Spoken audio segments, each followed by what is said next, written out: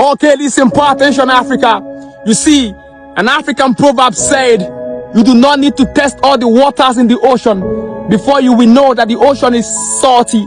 But you see, the ironic thing in Africa is that most Africans want to test all the water in the ocean before they can ascertain and confirm that the ocean is thirsty. You see, a few weeks ago, one of your own, a suspended senator in Nigeria, went to United Nations to launch a complaint of the injustice that was perpetrated against her in the Nigerian House of Assembly. When Nigerians saw her in the United Nations, they screamed on top of their voices, this woman has gotten to the end of the river. United Nations must do something about it. United Nations, international organizations must come to the aid. At the end of the day, nothing happened. And Nigerians are wondering, is it that United Nations do not want to act? Pay attention, let me tell you something. You know, when that woman delivered a speech and they were clapping for her, in your mind, you would think they would do something immediately. I laughed because they were clapping on your ignorance. Pay attention. You see, United Nations has never done anything for any African country since its inception in 1945 on the 24th of October in San Francisco, United States of America. Pay attention, let me tell you where they come from. Listen, United Nations was there between 1967 to 1970 when the food aid was blocked and innocent children were being killed or kwashoko in Nigeria Biafra civil war. Ojukwu was busy going around screaming that what was happening in Nigeria was not a civil war but a genocide. United Nations was quiet about that. United Nations was quiet about the British involvement in that war. Even when one of their own, Bruce Mayok, American Colombian student, wrote so many letters to United Nations stating why what was happening in the Biafra land in 1970 was a genocide.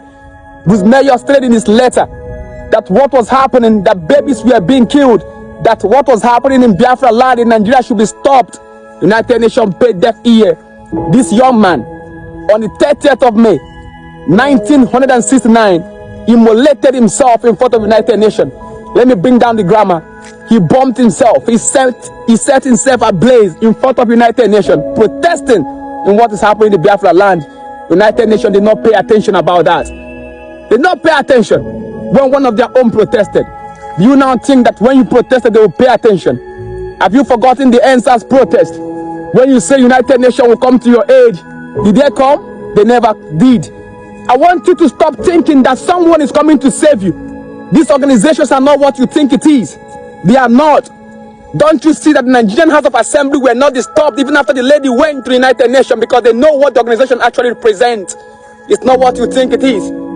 They are all politicians playing the same politics. Even in 1965, when Roger Allen set himself ablaze, complaining of Americans' involvement in the Vietnam War, United Nations did nothing. United Nations did nothing. When Patrice Lumumba was taken out in Congo in 1961, they did nothing. When Sylvanus Olympio was taken out in 1963 in Togo, they did nothing. See, I do not expect anything from United Nations because I know whom they are. Let me tell you who they are in case you don't know. You see, between 1914 to 1918, there was nothing like United Nations. Before United Nations, there was an international political organization known as League of Nations. Before 1914, listen, there was nothing like League of Nations. Why? There was no organization, no political organization to bring the people together. Okay? So after the First World War, between 1914 to 1918, the world, the Europeans and part of the Asians and America thought it wise that there should be an international political organization that could unite nations of the world and then resolve disputes and then avert war and other crisis dimensions. And so they did create the League of Nations in 1919. League of Nations was created in 1919. You had big boys in that organization. But League of Nations failed because another war happened between 1939 to 1945. That was the Second World War. Although we all know it is European war and they call it the World War. But that's notwithstanding. Let's continue with this lecture. You see, because League of Nations failed, who were the people that fought in that Second World War, still members of the League of Nations. Germany was there, Italy was there, Japan was there, America, Soviet Union, Britain, France. So after they fought themselves, because the war in the Second World War was between the Axis power and the Allied power. The Axis power, you have Germany, led by Adolf Hitler, and then you had Italy, led by Benito Mussolini, and then you had Japan, led by Emperor Hirohito, and then Prime Minister Hidehaki Tojo. And so they lost the war, because the Axis power lost the war. So the people who won the war became the big boys. You know, the big boy Germany lost the war, and so new big boys came into the system. Soviet Union was a big boy and still a big boy. America, China, economic power, and then you had France, and then you had Britain. So they created another organization called United Nations. It was created on the 24th of October 1945 at San Francisco, United States of America, and other 50 charter members that formed the United Nations. So which people formed the United Nations? The people that won the war, because history is written by those who conquer. So what did they do? The people who won the war make themselves permanent members of the United Nations. Permanent members. Only them cannot be changed. Every other person can be changed. Apart from them, no other person can be changed. Do you see that the foundation upon which United Nations was laid has no equity or justice? Because they made themselves the only permanent member. But you know, one of the leaders wrote and said that all things must come to an end. Now they are destroying themselves because they have turned against themselves. They are fighting Russia, and Russia is now building bricks. You need to understand something, that France, United States of America, Britain, and then they brought the big boy economic power, China, and they formed United Nations. They are ruling the world. They want you to believe that there is an organization that can create peace in the world, but there is no organization. The world is not united. Don't be fooled.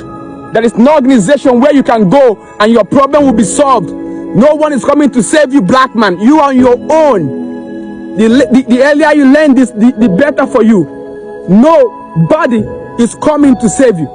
You are on your own, man. You are on your own. So the better we organize ourselves, the better. Because it is so sad and pathetic that whenever we have problem in Africa, the first thing we do is to run to United Nations. To run like you are running to a savior. Master, save me. It's pathetic. And they now welcome you like barbarians coming to meet civilized people to settle issues for them. There's no difference between United Nations and the political corruptocratic system that you have in your respective country. So don't go there next time and complain. They will do nothing for you. They did nothing for us in the past. Nothing. Since their inception. Nothing. Nothing. Nothing. Africa. Wisdom is the principal thing. You can always request for books. I will give you for free. All you need to do is to go to my bio right here on TikTok. You see a WhatsApp contact. WhatsApp it and tell you in the book, and book will be given to you in less than 24 hours. Read them and emancipate yourself from mental slavery. No one is coming to save you, black man. You are on your own. The better we realize this, the better for us. Because the reason why we are misbehaving is because we believe there's somewhere that is better. Somewhere where we can always go for help. They are not coming to help you. They are not different from the people.